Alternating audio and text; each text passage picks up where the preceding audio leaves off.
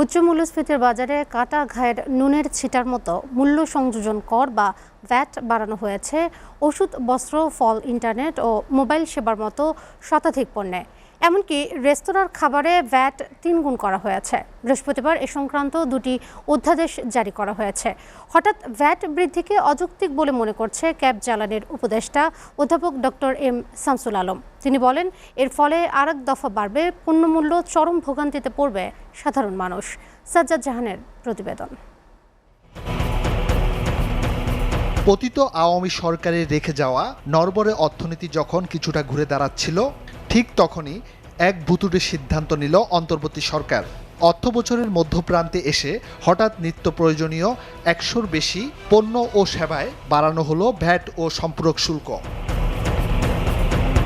VAT বৃদ্ধির কারণে বাড়তি টাকা গুনতে হবে টিস্যু, সফট ড্রিঙ্কস, পরিধেয় কাপড়, ফল, ইন্টারনেট ও মোবাইল বিল এবং সব ধরনের হোটেল ও রেস্তোরাঁর খাবারেও। খাওয়া বলবেন, থাকবে বলবেন, হোটেল থাকবে বলবেন, এদের উপর ট্যাক্স দেবে কেন? তাহলে মানুষের জীবন ধারণের কষ্ট বাড়িয়ে যাচ্ছে। আমি মনে করি সরকার যদি জনমুখী যদি চিন্তা করে, তাহলে যেভাবে ট্যাক্স ব্যাট খাওয়ার উপরে, খাদ্য দ্রব্যের উপরে, থাকার উপরে ট্যাক্স ব্যাট প্রত্যাহার করা উচিত আমি মনে করি। IMF-এর পরামর্শ কিংবা অর্থনীতির লাগাম টানা, উদ্দেশ্য যাই হোক, এ ধরনের সিদ্ধান্ত জনসম্পৃক্ত সকল খাতকে প্রভাবিত করবে বলে মনে করেন ক্যাবের জ্বালানি উপদেষ্টা ডক্টর এম শামসুল আলম। সরকার পণ্যর দাম বাড়ানোর দায়িত্ব নিয়ে নিল, যেটা অসাধু ব্যবসায়ীরা পণ্যের দাম বাড়ায়, তো সরকারও তো ব্যয় বাড়িয়ে দিল। তার মানে এই তিনজনকে তো মানুষ আর আলাদা করে দেখতে পাচ্ছে না।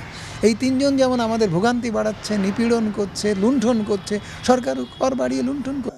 এই সিদ্ধান্তের প্রতিবাদ জানিয়ে ভ্যাট প্রত্যাহারের দাবি জানান সফল ব্যবসায়ী SA গ্রুপ অব কোম্পানিজের ব্যবস্থাপনা পরিচালক সালাউদ্দিন আহমেদ। পর্যটন শিল্পের যেই কোনো হোটেলে আমাদের যারা খাওয়া দাওয়ায় সেখানে ভ্যাট 15% করার যৌক্তিকতা আমি মোটেই মনে করি না।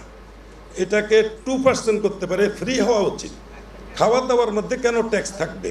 মফস্বল থেকে এসে এটা হোটেল ইউজ করবে, তাকে সরকারের টাকা দিতে হবে 15%? এটা কি হয়? আমি মনে করি এটা অবিবেচনা প্রসূত। দেশের ব্যবসা বাণিজ্যের প্রসারের ক্ষেত্রে বিগত আমলের ন্যায় ভ্যাট আরও জনগণের দুর্দশা বাড়াবে বলেও মনে করেন তিনি। বিগত অনৈতিক গভর্নমেন্টের সময় এই ধরনের বিভিন্নভাবে মানুষকে নাজেহাল করার, মানুষের পকেট খালি করার একটা ষড়যন্ত্র ছিল। এই চিন্তার থেকে বর্তমান অন্তর্বর্তীকালীন গভর্নমেন্ট, আমি ওনাদেরকে অনুরোধ করব যাতে নাকি এই পর্যটন শিল্পের বিভিন্ন হোটেলে খাওয়ার উপর থেকে এবং থাকার উপর থেকে যেন 15% ভ্যাট প্রত্যাহার করে। সাজ্জাদ জাহান, SATV, ঢাকা।